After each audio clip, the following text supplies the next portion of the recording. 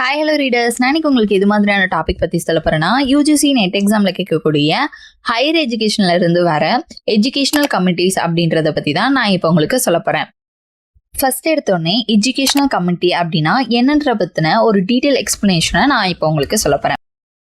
ஒரு group of people சேர்ந்து நம்மளோட ஸ்கூல்ஸ்லையோ இல்லை காலேஜ் இல்லை யூனிவர்சிட்டிஸில் எஜுகேஷன் சிஸ்டமை இம்ப்ரூவ் பண்ணுறதுக்காக ஆக்டிவிட்டீஸ் எடுக்கிறது தான் என்னன்னு சொல்கிறாங்கன்னா எஜுகேஷனல் கமிட்டி அப்படின்னு சொல்கிறாங்க. First doctor Radhakrishnan committee. இது 1948லேருந்து 1949 இந்த 2 வருஷம் மட்டும்தான் இந்த கமிட்டி செயல்பட்டு வந்துச்சு. இதோட ஹெட் யார் அப்படின்னா சர்வபள்ளி ராதாகிருஷ்ணன் அப்படின்றவர் தான் இந்த கமிட்டியை ஃபர்ஸ்ட் ஆரம்பிச்சு வச்சிருக்காரு. இவர் தான் பிகம் த பிரசிடென்ட் ஆஃப் இந்தியாவும் மாறி இருக்காரு. இந்த கமிட்டி சில கோரிக்கைகள்லாம் வச்சுருக்காங்க. அது என்ன அப்படின்னா ஒர்க்கிங் ஹவர்ஸ் இன் காலேஜ், அதாவது 180 days கண்டிப்பாக ஸ்டூடெண்ட்ஸ் யூனிவர்சிட்டிஸ்க்கோ இல்லை காலேஜ்க்கோ படித்தே ஆகணும் அப்படின்ற ஒரு ரெக்கமெண்டேஷனை வச்சுருக்காங்க. அது மட்டும் இல்லாமல் ரூரல் யூனிவர்சிட்டிஸை கொண்டு வரணும், அதாவது ரொம்ப கிராமம் அந்த சைடு உள்ள மக்களுக்கு கூட எஜுகேஷன் போய் சேரணும். அதுக்காக ரூரல் யூனிவர்சிட்டிஸ் கொண்டு வரதுக்காக இவங்க ரொம்ப பாடுபட்டிருக்காங்க. ப்ரொமோட் உமன்ஸ் எஜுகேஷன், அது மட்டும் இல்லாமல் உமன்ஸ் எஜுகேஷன் கற்றுக்கணும், அவங்க கல்வியை கற்றுக்கிட்டு அவங்களுக்கும் அந்த கல்வி போய் சேரணும் அப்படின்ற ஒரு ரெக்கமெண்டேஷனை இவங்க வச்சுருக்காங்க. இதுதான் 1948 உருவான Radhakrishnan committee. Next one doctor Mudaliar committee, அதாவது 1952லேருந்து 1953 வரைக்கும் இருந்த கமிட்டி தான் இந்த டாக்டர் முதலியார் கமிட்டி அப்படின்னு சொல்கிறாங்க. இது எதை ரெக்கமெண்ட் பண்ணியிருக்காங்க அப்படின்னா establish for multiple purpose school, அதாவது ஸ்கூல்ஸில் எஜுகேஷன் மட்டும் இல்லாமல் எக்ஸ்ட்ரா கரிக்குலர் ஆக்டிவிட்டீஸையும் கொடுக்குற மாதிரி கொண்டு வரணும் அப்படின்ட்டு இந்த முதலியார் கமிட்டி ரெக்கமெண்ட் பண்ணியிருக்காங்க. இந்த கமிட்டியோட சேர்மன் யார் அப்படின்னா ஏஎல் முதலியார் அப்படின்றவர். அதனால தான் டாக்டர் முதலியார் கமிட்டி அப்படின்ட்டு இதுக்கு பேரே வந்திருக்கு. 1961 ஆரம்பிக்கப்பட்ட கமிட்டி தான் doctor சம்பூர்நாத் committee.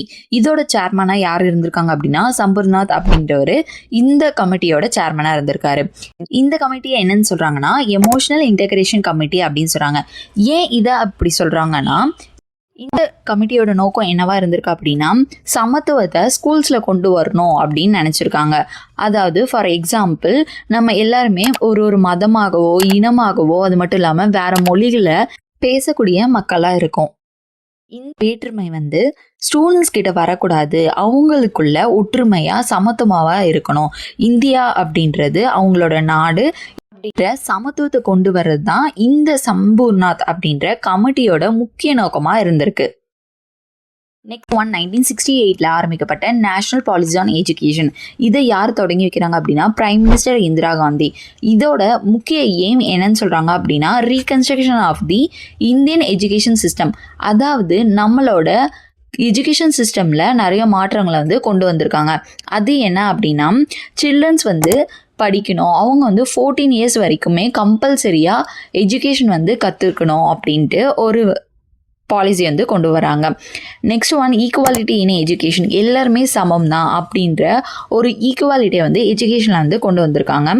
Quality improvement, method, teacher training, இது எல்லாத்துலேயும் இம்ப்ரூவ்மெண்ட் கொண்டு வந்திருக்காங்க.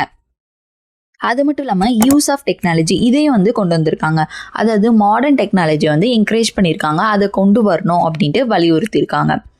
இதெல்லாம் தான் நேஷனல் பாலிசி ஆன் எஜுகேஷனோட முக்கிய எய்மாக இருந்திருக்கு. 1986 செகண்ட் நேஷனல் பாலிசி கொண்டு வந்திருக்காங்க. இதை யார் கொண்டு வந்தாங்க அப்படின்னா ராஜீவ் காந்தி. இவர் யார் அப்படின்னா சன் ஆஃப் இந்திரா காந்தி. இது எதை ஃபோக்கஸ் பண்ணது அப்படின்னா 14 ஏஜ் வரைக்கும் உள்ள சில்ட்ரன்ஸ் எல்லாருமே கம்பல்சரியாக எஜுகேஷனை கற்றுக்கணும் அப்படின்ற ஒரு விஷயத்தை தான் இந்த செகண்ட் நேஷனல் பாலிசி 1986 கொண்டு வந்திருக்காங்க. நெக்ஸ்ட் 1964லேருந்து 1966 வரைக்கும் இருந்த கோதாரி கமிஷன். இந்த கோதாரி கமிஷனோட ஹெட்டாக யார் இருந்திருக்காங்க அப்படின்னா ஒரு இந்தியன் சயின்டிஸ்ட் டிஎஸ் கோதாரி அப்படின்றவங்க தான் இருந்திருக்காங்க. இது எதை ப்ரொமோட் பண்ணுறாங்க அப்படின்னா 10-3 பேட்டர்ன் ஆஃப் எஜுகேஷன், அதாவது 10 years ஆஃப் ஸ்கூல், கண்டிப்பாக 10 years வரைக்கும் ஸ்கூல் படிக்கணும் அப்படின்றதையும் 2 years ஹையர் எஜுகேஷன், அதாவது 11th 12th, அது மட்டும் இல்லாமல் next 3 years of degree course, அதாவது 3 வருஷம் காலேஜில் வந்து படிக்கணும். இந்த விஷயத்தை தான் இந்த கோதாரி கமிஷன் வந்து ப்ரொமோட் பண்ணியிருக்காங்க. இவங்க வந்து எதை ரெக்கமெண்ட் பண்ணுறாங்க அப்படின்னா, கம்பல்சரி 14 இயர்ஸ் வரைக்கும் எல்லா சில்ட்ரன்ஸும் வந்து கண்டிப்பாக படிச்சிருக்கணும். அதாவது ஒரு 10th அடிப்படை கல்வி கூட எல்லாருக்கிட்டையும் இருக்கணும் அப்படின்ற ஒரு விஷயத்தை தான் இவங்க ரெக்கமெண்ட் பண்ணியிருக்காங்க. அதுதான் இப்போ வரைக்கும் நடந்துட்டு இருக்கு. எல்லாத்துக்கும் ஃப்ரீயான எஜுகேஷன் வந்து 12th வரைக்குமே நம்ம கவர்மெண்ட் வந்து கொடுக்குது. இம்ப்ரூவ்மெண்ட் ஆஃப் டீச்சர் ஸ்டேட்டஸ், அதாவது பெட்டர் சேலரி வந்து டீச்சர்ஸ்க்கு கொடுக்கணும், அவங்களுக்கு வந்து அதிகமான ட்ரைனிங் கொடுக்கணும், ஒர்க்கிங் கண்டிஷன்ஸ் இது எல்லாத்தையுமே வந்து டீச்சர்ஸ்க்கும் வழங்கணும் அப்படின்ற ஒரு கோரிக்கை வைக்கிறாங்க இந்த கோதாவரி கமிஷன். இது எல்லாம் தான் இம்பார்ட்டண்டான கமிட்டி அப்படின்றாங்க. இது மாதிரியான எந்த டாபிக் பற்றின டீட்டெயில் உங்களுக்கு வேணும் அப்படின்றத கண்டிப்பாக கமெண்ட் செக்ஷனில் கமெண்ட் பண்ணிடுங்க. மறக்காமல் என்னோட சேனலுக்கு சப்ஸ்கிரைப் பண்ணாதுங்க, சப்ஸ்கிரைப் பண்ணிக்கோங்க. இன்ஸ்டாவில் ஃபாலோ பண்ணாதுங்க, ஃபாலோ பண்ணிக்கோங்க. Thanks to all.